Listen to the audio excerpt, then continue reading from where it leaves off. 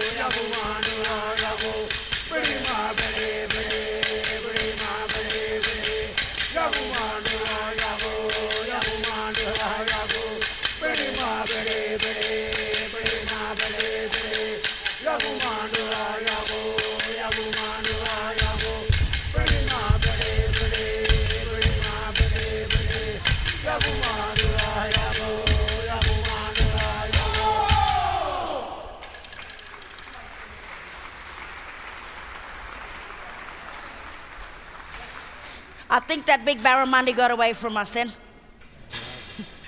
This next dance, we call it the fine weather dance, Biriana.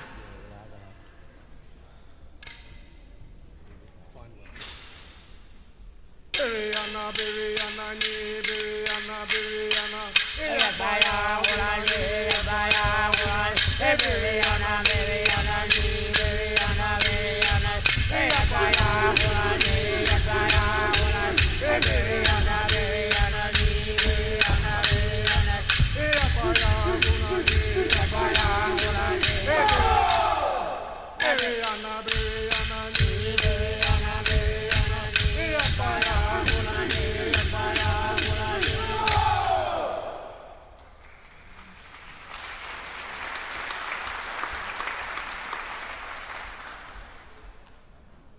All right, this last dance, ladies and gentlemen, it's a farewell dance. It's about the bushfire, burning out the country, waiting for the rain to come to bring new growth to the land. We call it Bayi Gingara. And on behalf of the Mornington Island dancers, I would like to thank you very much in coming to see us perform today. Thank you.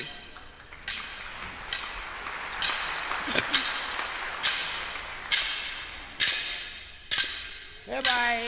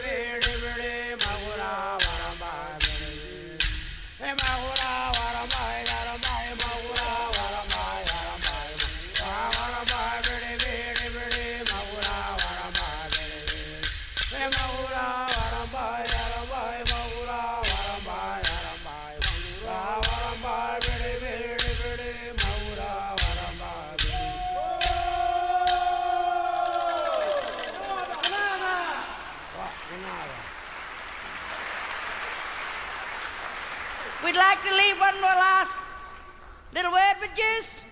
Gunada. Can you all say Gunada? And Gunada means goodbye. Thank you.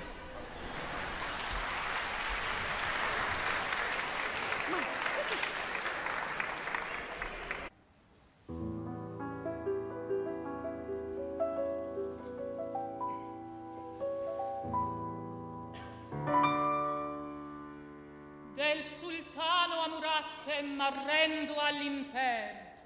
Tutti uscite e ogni soglia sia chiusa all'audace. No, così non va bene. Tutti uscite e ogni soglia sia chiusa all'audace. E ritorni al seraglio l'augusta sua pace.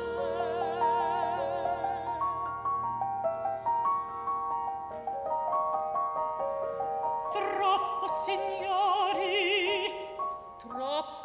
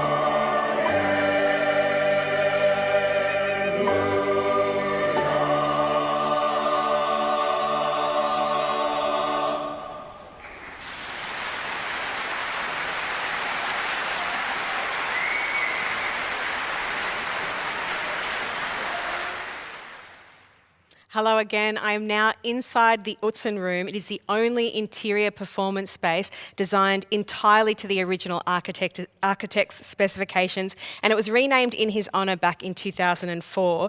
And joining me are two people who know this building very well. Some would say better than anyone in the world.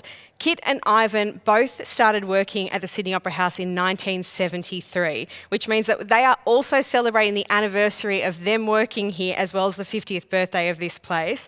Now, the two of you have worked here for more than for 5 decades, not more than, but you probably will be. I can't imagine you leaving anytime soon. I think that my longest job was about 5 years, so you're beating me on that by 45. Now, Kit, starting with you, can you tell us about how you started working here? Well, I was looking for a second job, and then I thought, well, Opera House, why not? And I called the Opera House, and here I am, 50 years later. And what did you start doing when you first were here? It's always front of house. Always front of house. Always front of house, yes. Yeah. But I did a bit of function, sort of managers and things, but my whole time is basically in the front of house team. And Ivan, tell me, what was your job when you first started working here? I was a fire officer, and my duty was to stop people smoking around the building. Oh, okay. And I was only sort of under 20. And of course, I wasn't very welcome initially. No. Because almost everybody smoked those days, and we didn't have the fire distinguishers, and it was a little bit challenging for me to go all those big fellows and telling them not to smoke. I wouldn't mess with you though, Ivan. Yes. And it took me about a week to learn the skills of the trade, and that I kept doing it for a while, and then I joined the front of house, and that was 50 years now almost, you know. So as a fireman, do you think you did a good job? I think so. I was very excited because I didn't smoke myself. So therefore, I wasn't feeling the way they felt, and I was very abrupt with them sometimes, but they liked me in a way because, you know, I was young. And I was also telling them not only is bad for the fire, but also good for your health. Yeah. So I was telling these two subjects together. So then you moved to the front of house team. So the two of you have been working very closely with each other for all of this time. Yes. I've walked around these halls in the last couple of weeks, and you can see the love for you is enormous. People come up, everyone from front of house, back of house, everywhere they come up and tell you how much they love you. Is it a family environment here? It is, definitely.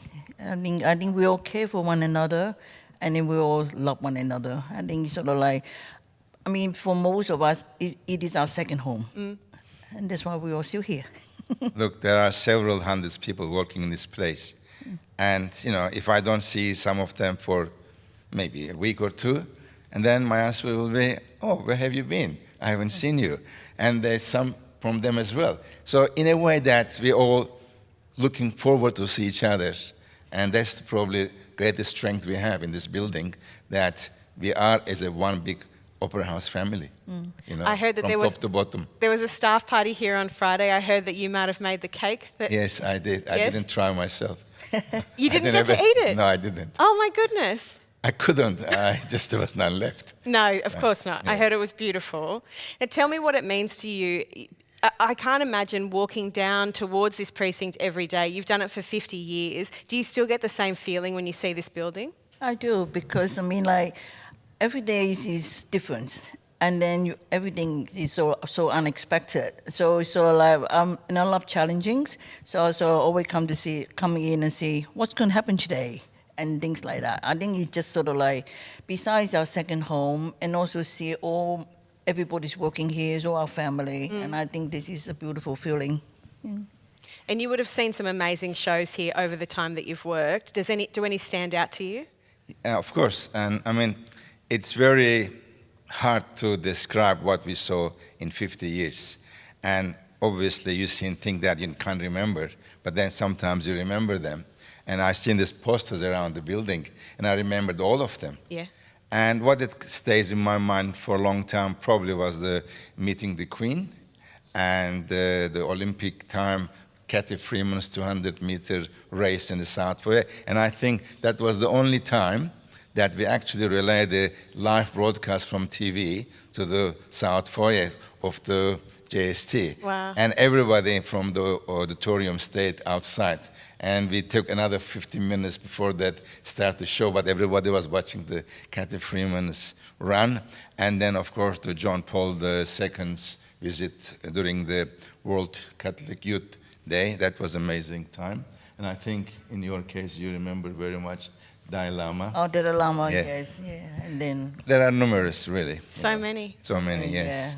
yeah. You get to go and see a lot of the shows as well, so it's not just meeting people that come and go, you're actually in there watching a lot of shows. When we were doing ushering jobs, Yes. I mean, like when Yeah. we outside it's a bit hard as a manager, it's a Yes. bit hard. But then when we inside, we see a lot of show. I mean, we're so lucky basically to see such a diversity of different shows, symphony, ballets, and everything. Ivan, tell me what you think of Kit. Oh, I just described her only about 5 minutes ago. And it's hard to explain, but she has this photographic and computerized memory that she will remember everybody's starting times, finishing time, their position, their door numbers, or if they had a change last 2 weeks, and when do they supposed to come next one, because they all come, and we rely on her knowledge. We sort of tend to think, don't worry, we just ask it. And she can tell it while she's on the phone with somebody else and writing something else. And then she asks for, you starting 9:50, door 7. Yeah, you go in the door 3, you know. And it's really magical to watch that. It's another performance we have in the roster room every day, you know. And Kit, tell me about Ivan. Well, I mean, Ivan is a very unusual person. He's sort of like, he's basically a gentle giant. And I think everybody love him. And also he's so knowledge. If we talk to him about, he's better than Google's. Yeah, he's better than Google? Google's, yeah. Well, I can say that meeting all the people that work here, you are both so loved, and we're so grateful for the time that you have spent here working the last 50 years and the time that you spent with me today. So thank you very much. Look, we are both very grateful and very emotional that we're able to come this journey. Yes. And for me, it was, It's an amazing time, and you're both amazing people. Thank you so much. Thank you. Okay. Now tell me if you need some more, because we've got so much more coming up for you. I'm getting emotional now. Stay with us, because soon we're going to head into the concert hall for performance by Kurt Eisen on the world's largest mechanical pipe organs. But first, let's head into the Jones Sutherland Scenery Lift, which takes deliveries from the loading dock to the Central Passage. It's time for an episode of Who's in the Lift? Today we're at the Sydney Opera House to meet someone special. Thank you. You don't know who it is. Thank you so much. I love know hearing they're this. in Thank the you. lift. So let's find out who's in the lift.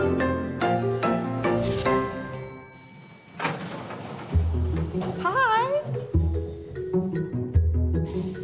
Hi. Come on in. What's your name? Henry. Nina. My name's Xavier. What's your name? My name's Monica. It's lovely to meet you, Xavier. So, Henry, do you know what I could do for a job here at the Opera House? I think a stage manager. You got it! What do you do as a stage manager? So, as a stage manager, my job is to make sure that everybody gets to the stage when they need to, and they walk on stage when they have to, Yeah.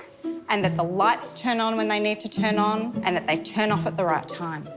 Okay. How long have you been a stage manager? I've been a stage manager here at the house for about 16 years. 16 years, that's a lot. It is a long time. Have you met any famous people? I have met some famous people. Do you know Liza Minnelli? No. No. Jose Carreras?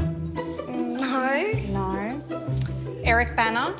No. Oh, gosh. Do you know the Wiggles? Yes. I met the Wiggles last weekend. I love the Wiggles. Love the Wiggles. Do you always want to be a stage manager? Yeah, I think so, because in high school, I did my first play working as the stage crew, and I really enjoyed it and thought that would be a fun thing to do when I grew up. Yeah. What do you think you want to be when you grow up? I'll be an opera singer. An opera singer. You might be singing here on the Jones Sutherland Theatre stage. That would be awesome. I'd love to hear you sing. Down by the bay, where the watermelons grow, back to my home, I dare not go. Awesome! Yay! What are all these screens for? So these screens let me see where everybody is so I can tell them what to do during the show. So Henry, these are called comms or headsets. So you've got the bit that goes on your ear, so you can hear people talk through this bit, and then you talk through this bit. This is the microphone. And then to turn the microphone on, you push the word show there.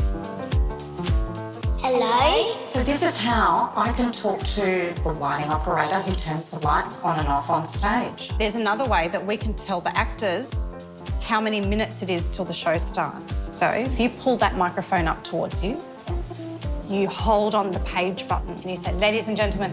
Ladies and gentlemen. That was awesome. Ladies and gentlemen, this is your half-hour call. Hi, Mom, what's the dinner? So we've got things we call cue lights. Cue lights. So see where it says number 16? Do you want to push the orange button for me? And just look behind you. That's called a standby light. And so when it's someone's time to go on stage, if you hit the green button, It goes... go, look, go. That's cool. It's pretty cool, isn't it? Thanks for telling me about your job. You're welcome. Thanks for coming to visit. Thanks for letting me in, Monica. You're very welcome, and it was lovely to meet you, Xavier. Bye, Monica. Bye, Nina. Thanks for coming. Bye.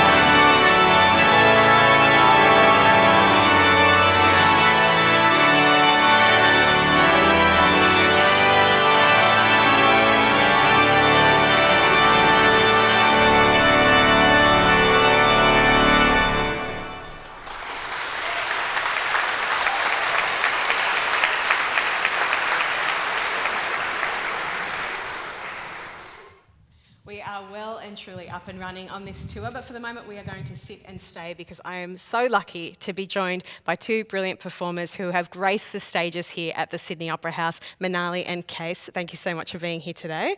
Thanks for having us. Perfect, mic check. We're all doing it. Case, I want to start with you and ask you about your time at the Sydney Symphony Orchestra. You've been there for 33 years, which means that essentially your office is the concert hall of the Sydney Opera House. Yeah. Does it ever get old walking into that space and performing on that stage? It really doesn't. I mean, for the last 20 years I've been riding my push bike underneath the foot of the Sydney Harbour Bridge and getting that first look at the Opera House and then riding up to the front steps, and no, you just don't get tired of that. It's an amazing space. When Eugene Goossens proposed this as the site for the Opera House way back in 1948, I think it was, he was our first chief conductor, I think he understood the significance and majesty of this space even then, and it's still like that every day today, as anybody walking up will attest. It's a fabulous place to walk up to. It's fabulous to go inside and wonderful to play inside as well. And what is it that you play? Double bass. You play double bass, Yes. and you get here on a push bike. That's an extraordinary feat. Yeah, well, see, we have these lovely silver big boxes, like a little mini wardrobe, so I can leave half my house here. Fair. So you don't have it strapped to your back. No. So I leave a bass here. I've got a couple more at home. It makes life doable. But Manali, your experience at the Opera House only started last year when you performed in the spectacular musical Fangirls. What is it like to have a career moment in a place like this?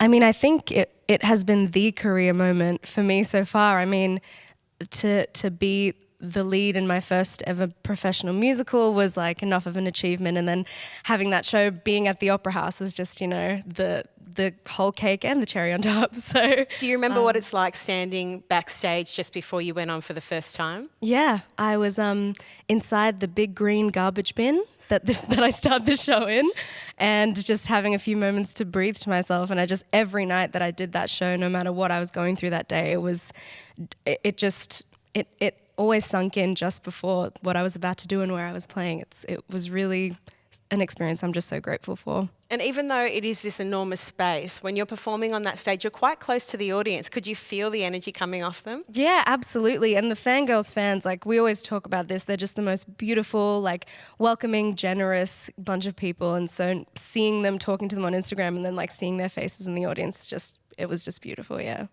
Case, you have performed on some of the most magnificent stages around the world, so you know a thing or two about sound. Yes. And there has been some cosmetic changes that have happened to the Opera House during the renewal project, but there's also been some technical changes. Tell me what it sounds like now that those changes have been made.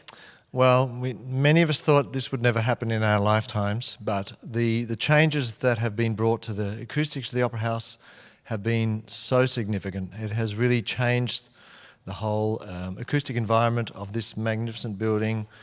It has the acoustic that this building deserves now. And, it's always been a great place to play, but the quality of the acoustic and the sensation of the sound for an audience perspective has probably, it would be fair to say, it wasn't quite up to the standard of what the building is on the outside.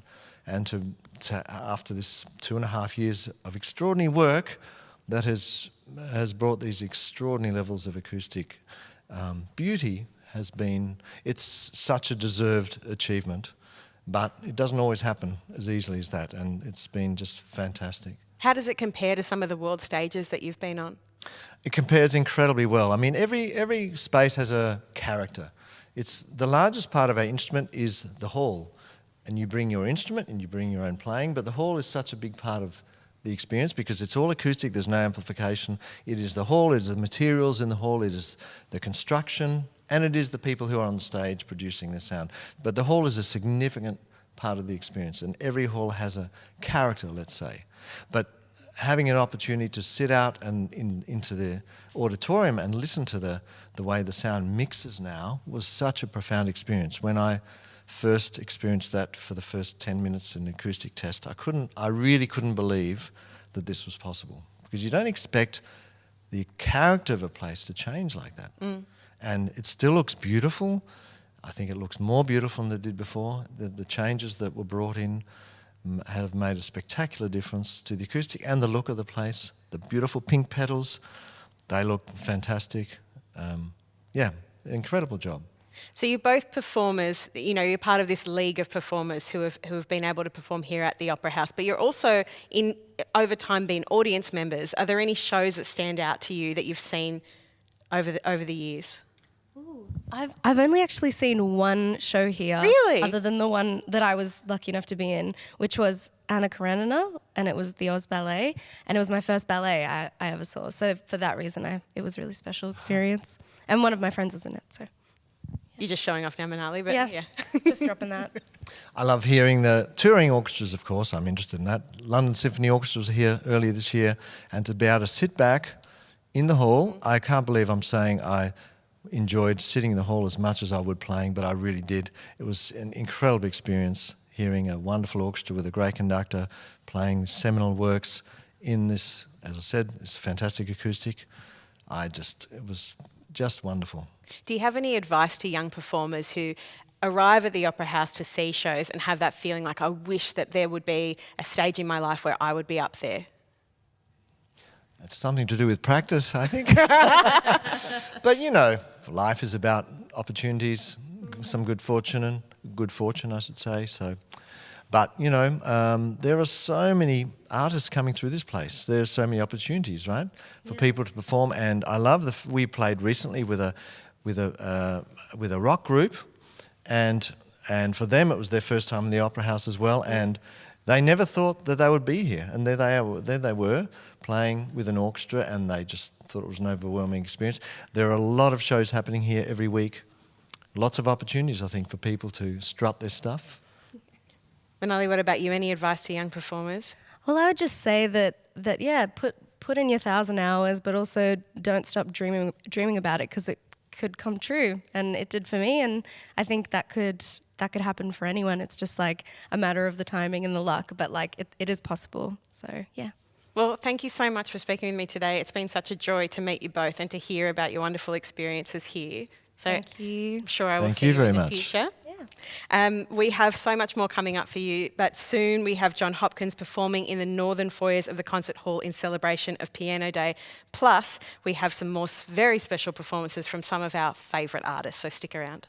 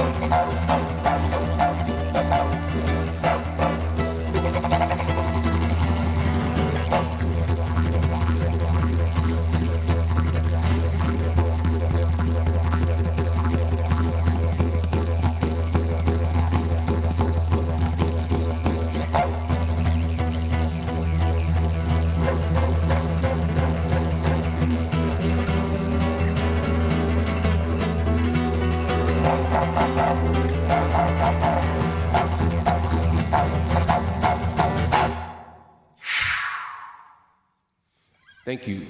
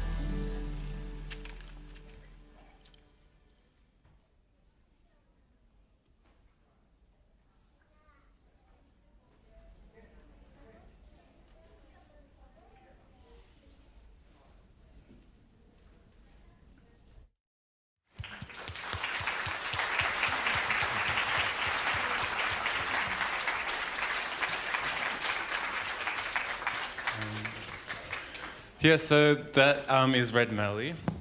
And so we spent the first couple of days with Francis Rings and researched kind of what the Red Mallee tree was, the importance of it, and what it contributed to the communities and how the communities reciprocated that to the land and the tree.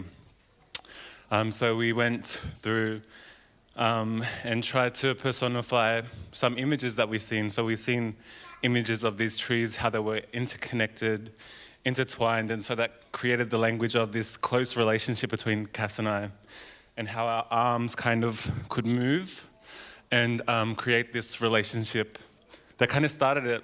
And this motif with our arms, it was, again, personifying that searching of water. And also these trees, they were decimated through the, I guess, agriculture and farming of the land. But it held so much importance for these people because when the water holes would dry out, Red Mallee trees were the kind of last resource for these mob to get water. So what would happen when the trees matured, the roots didn't grow downwards, they grew shallow to the surface, and they would walk a couple meters from the tree and start digging out these roots, and these roots were long roots that they would hang up for a couple of hours, and once removed the bottom part of the root and water would come out. And so that's the part of the water diviners in Yudia. And yeah, so we looked at how the roots kind of created the movement, the trees. There was also, when the trees mature, they get this bulb kind of structure to them at the roots, at the kind of soil part. And that also indicated for these mob to know that the roots were ready and full of water. And also these trees, many people from APY lands, South Australia, Victoria, they knew that this tree was such a resource for them with water, so it kind of created kinship through different clans and different mobs to meet at this kind of place, like Urigupi, the water hole. So kind of a home place for a mob to come and connect and rekindle. Yeah. Thank you very much. Thank you.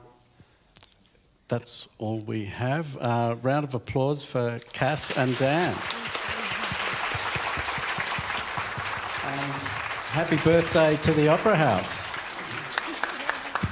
Thank you. Hello, you're back again. Stop following me. I'm kidding, keep following me because you don't want to miss what is about to come up. We are now in the Joan Sutherland Theatre. This was originally called the Opera Theatre, but it was renamed in 2012 in honour of one of the world's greatest sopranos, Dame Joan Sutherland. Now, joining me is Kristen Coburn, and her and her family have a long history with theatre. So we're going to have a look for just a moment at this spectacular tapestry that is behind me. Just having a look there. We'll just make sure that you can hear me, so I'm going to check in now with the team. Oh, yep. Okay. So, as always happens, this is Kristen Coburn, and we're going to share a microphone because this is what happens on a live broadcast. Kristen, thank you so much for being with me today. It's my pleasure, Susan. So I'm going to hold on to this for just a second. Your family has an incredible history here with the Opera House. Tell me a little bit about how that started.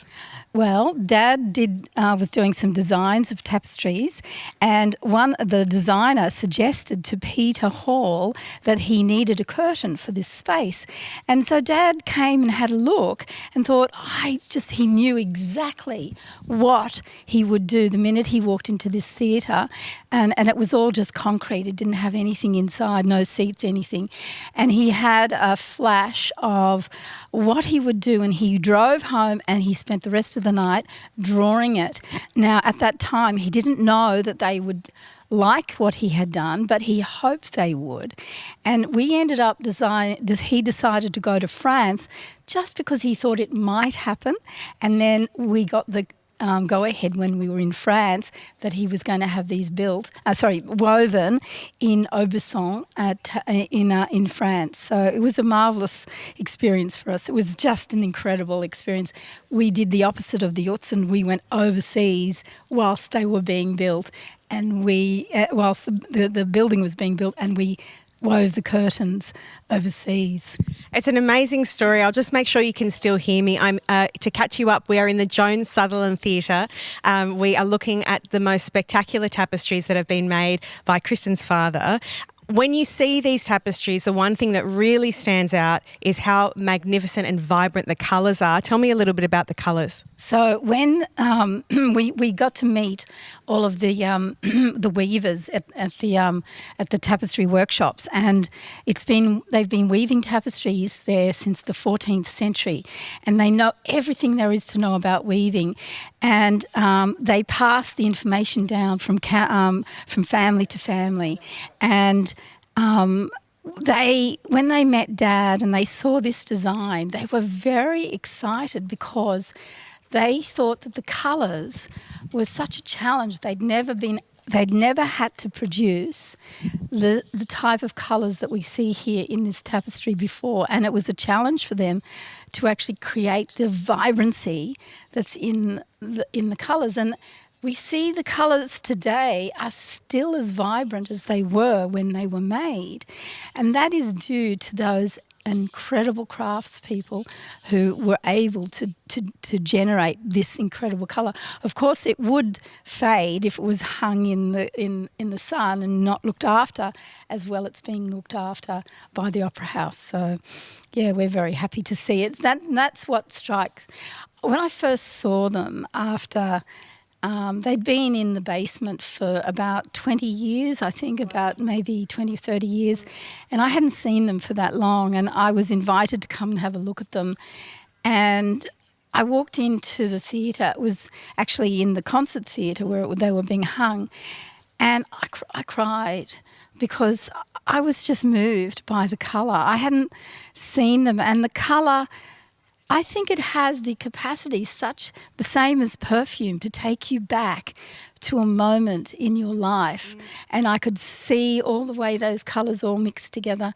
It just took me back to a part of my life, and I just felt, this is amazing that here they are. And I was so proud of my father that he could design something so enduring and so magnificent. Kristen, you are an artist in your own right. You obviously love colour. You're wearing some spectacular colours today. Tell me a little bit about this design. Well, this is actually based on the Curtain of the Moon, which sadly was not hung at this occasion, but it is the complement to this curtain, as this is the Curtain of the Sun, and then the other curtain was designed for the drama theatre, and it's the Curtain of the Moon, and it is all these beautiful blues and silver thread goes through the moon. In this curtain, in the Curtain of the Sun, we have gold thread going through the sun, and when the lights dim, just before the opera starts, there's a gentle dimming of all of the colours, and the last thing that comes is the gold thread, and we get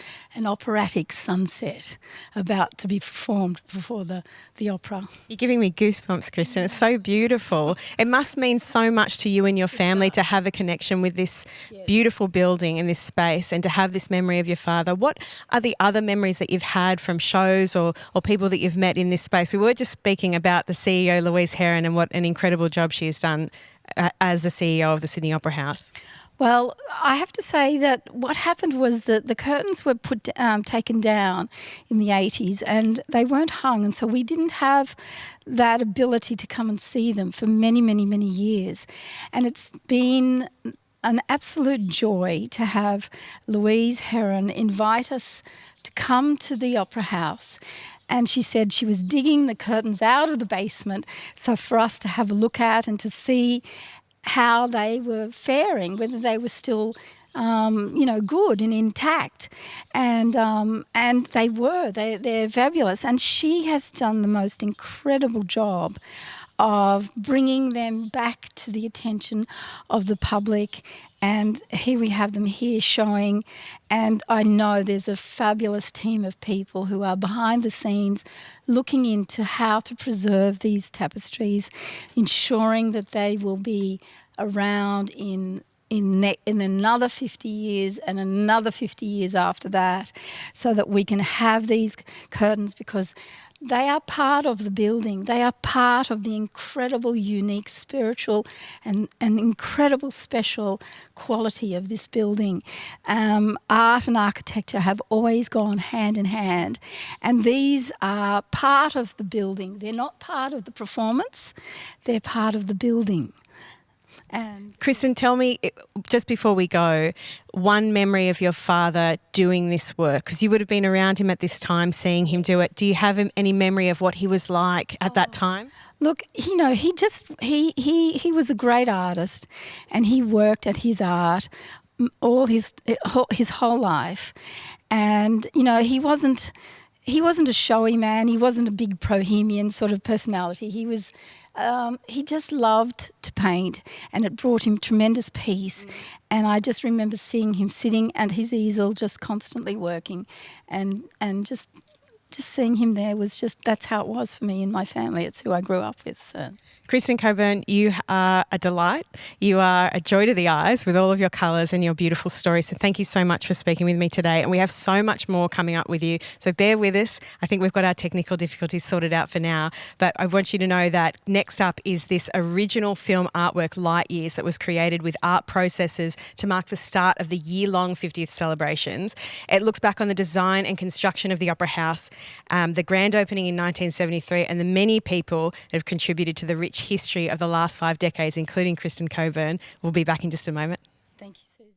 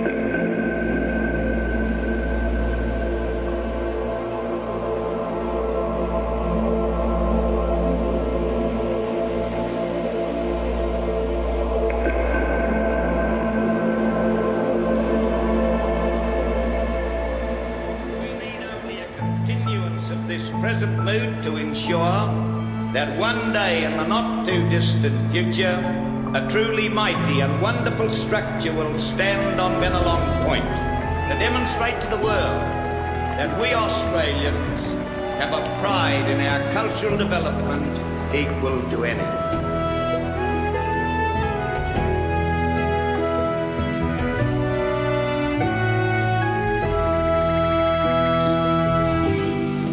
Create something like a sculpture which could be seen from all sides. And besides that, it sits in a harbour with buildings of a square character, and you don't want to have the name Opera House written on it. You want to see this is an opera house like you see this is a church. So I wanted to come out from the uniform family of office blocks to stand out as a personality.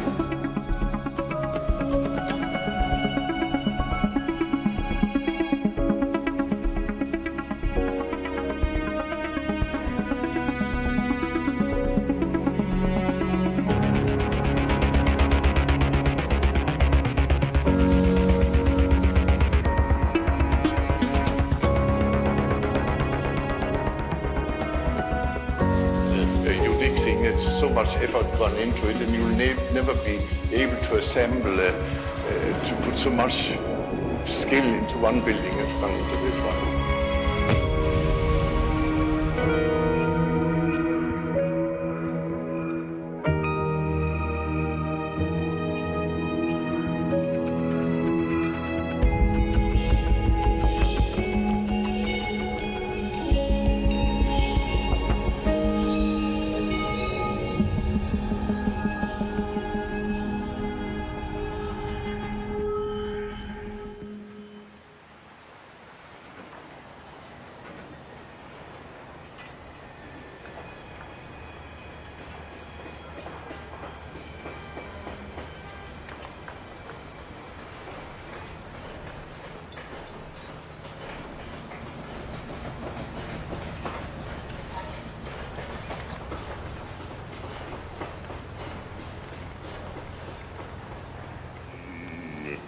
instead of crying.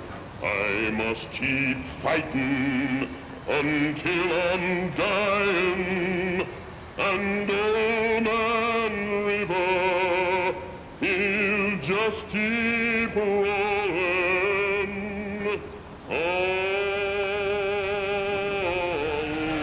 Paul Robeson, first celebrity to sing at Sydney's Opera House.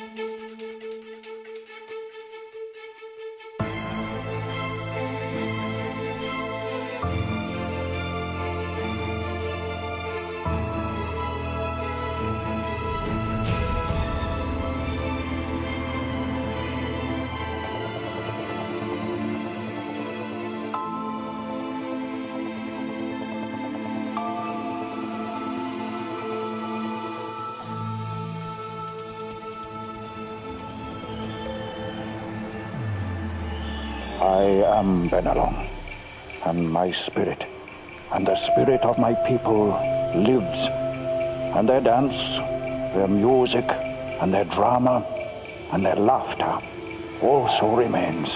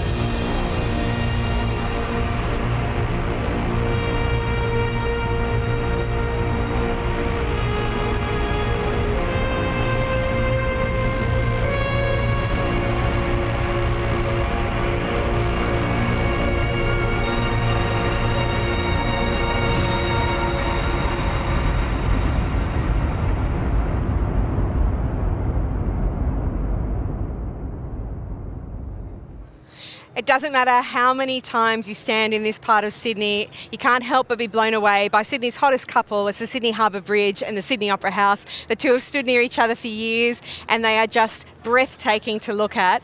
Someone who has appreciated their beauty for many, many years and keeps on coming back is the beautiful Jane Purkis. Thank you so much for joining us today, Jane. Now, you've been coming to this precious spot for a long time and you'd like to make an acknowledgement. I would love to make an acknowledgement. I've been coming here for nearly 60 years now, and the acknowledgement is that we are on the land that's called Tupagali, and that we are on the country of the Gadigal people of the Eora Nation, and how deeply I honour them for everything that they've done here for thousands of years. So the midden that greeted me on Tuesday night of shells, when I turned around that corner, this place is always special to me, but I just cried to see that acknowledgement of them and what they have done here, their feasting, their dance, their music, and still do here. I am so grateful to the Opera House for that and everything that it brings to all of us. Yes. Jane, the Opera House is so grateful to you because you are one of the oldest ticket holders. I mean, very young in life, but very dedicated to the Sydney Opera House. Yes. You've been buying tickets here for how many years? Oh, well, for 60 maybe years. And in the very early days, I went on the first tour with my family. So I come down from the country and I took them to see this place that my father brought lottery tickets in. And like a lot of Australians, that sense that we're building something really special and really beautiful. Came back here and lived in Sydney when my husband was very ill. And so people will understand that when you have illness of people that you love, you need a safe haven, and this was my safe haven. I would come here and I'd feel at home, and it would be sacred to me to come here, and my spirit would be lightened, and then I would go back to what I needed to go back to. Years later, I would bring my next partner here in the last years in a wheelchair, always greeted, always looked after. It was just glorious to be part of that. Does it have a magnetic force for you, Jane? Because you have been coming here for so many years and your face lights up. You know, we spoke the other week about your time here, and your face lights up every time you see the Opera House. It does. I walk along there and I strain out the train window because it's going to be something that I will see, this iconic, beautiful building that no one imagined that we could build. And the people of Australia and the workers of Australia and all those people in charge built it. And we can be so proud. I've now know friends in the Sydney Symphony Orchestra, one in particular, who provides tickets for me as well as my subscriptions. So I bring all sorts of people here that have never been here, including one Chinese student who was visiting and said, I am in the most famous opera house in the whole wide world. I cannot believe this, and sent copious photographs back because I brought him into the concert hall. And that's the story of so many of my friends that I've met here and loved. It's been a story of love. Now, Jane, we don't have much time with you today. I could talk to you forever, but are there any final things you want to say as someone who's been spending time here for so long? Thank you. Two things that it's gifted me in my last years at 86 is quite wonderful. One was the acknowledgement that the Sydney Symphony Orchestra asked me to do from the stage. The other was writing to Louise Heron saying how wonderful she is in her leadership, and she invited me for afternoon tea. Beautiful. So what a glorious thing to have done. Thank you. Jane It's been a Purkis, joy. thank you so much for being Thank here you, today. my We're darling. so grateful for your time and your dedication to this building. Thank you. We have a few more people who have been spending time with us today, some ticket holders. There's, as we said, over 30,000 people have come through over this weekend, and I'd like to welcome Terry and Denise. Terry and Denise, thank you so much. Hi, how are you? Good, thank you. And how are you going? Oh, fine, thank you, yep. Wonderful. Now tell me, you both remember the opening, but Terry, can you tell us what you remember? I remember quite a lot, actually. I remember that Opera House was just a building site, and debate about the type of quality of tiles they're going to put on the roof, and the thickness of the tiles and things like that. So that was quite interesting for me because I like fine details, and I said, yeah, they're taking interest to make an Opera House really nice.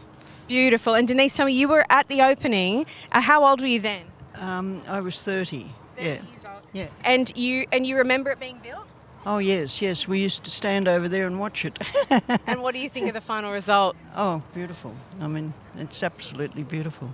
Well, thank you so much for being with us today. We're so grateful that you came down. We're going to chat to two more people. So we'll bring in now the wonderful family of Joe, Julian, Jazz and Xavier. Thank you so much, Terry and Denise. Thank you. This beautiful family has come down today amongst the thousands of people who have. Hello, Joe and Julian. How are you? Good, very good. Lovely to be here with you today. So tell me, where have you travelled from? We come from Wollongong. From Wollongong? Yeah. Amazing. And was it a good trip? Yeah, we loved it. You loved it? And what do you think of this place? It's great. It looks so much bigger, and the inside's just amazing.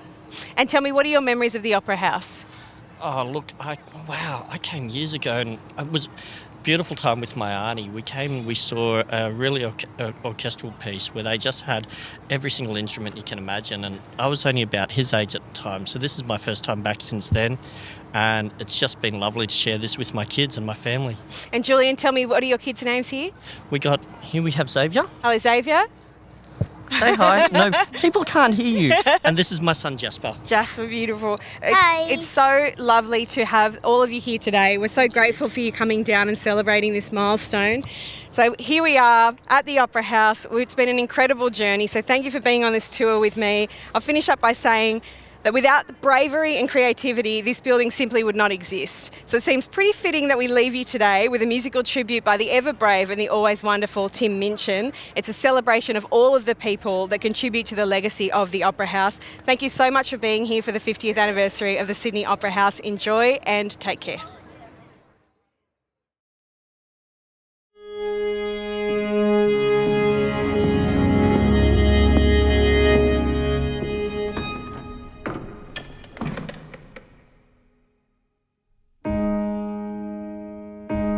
You gotta keep it simple. Life is like a song. There are tunes that folk are used to, so if you want 'em to sing along, just keep it simple.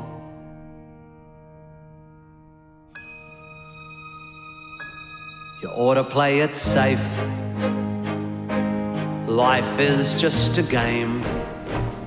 People like the rules as written, so just give 'em more of the same.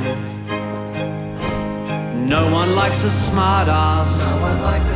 No one likes it complicated. If you want to go the distance, find the path of least resistance and just take it. You don't want to stick your neck out. You don't want to stick your neck out. They'll take your head off if you do. They're gonna rip your head off. Just sit up the back and judge others. Hey, sit down. It'll keep them from judging you. If you're too hard to stomach, you'll never amount to nothing. Ain't that something? No one cares what you have to say. Just shut up and play the role you're casting. All the world's a stage. You see, all the world's a stage. And all the men and women merely So just say the lines you're given exactly as they're written, and for God's sake, act your age. No one likes a show off. No one likes a clown. Just make sure you don't stand out in the crowd. That way they can't cut you down. You gotta build your walls around you. You build them straight and make them square. That way you'll blend in with the background. That way no one will point and stare. It does nothing for the average Australian. No one cares about the arts. No one cares about architecture. It is a waste of taxpayer dollars. It is a failure.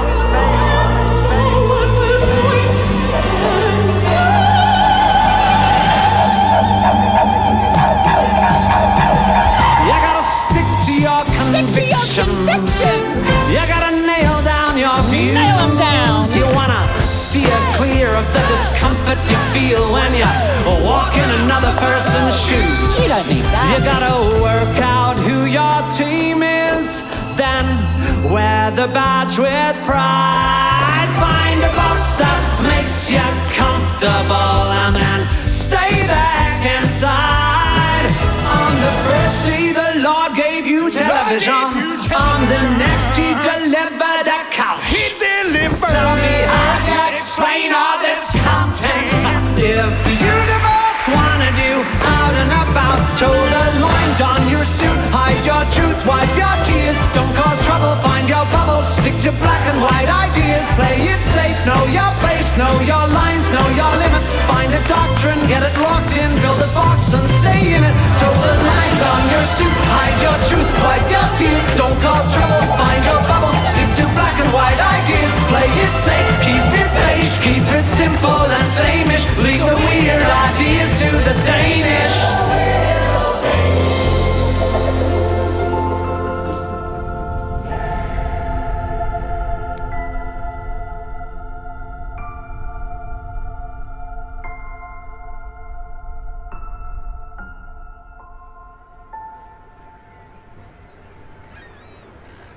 You gotta play it safe.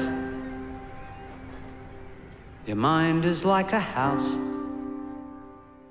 If you keep it locked up tight, you just might keep the world out.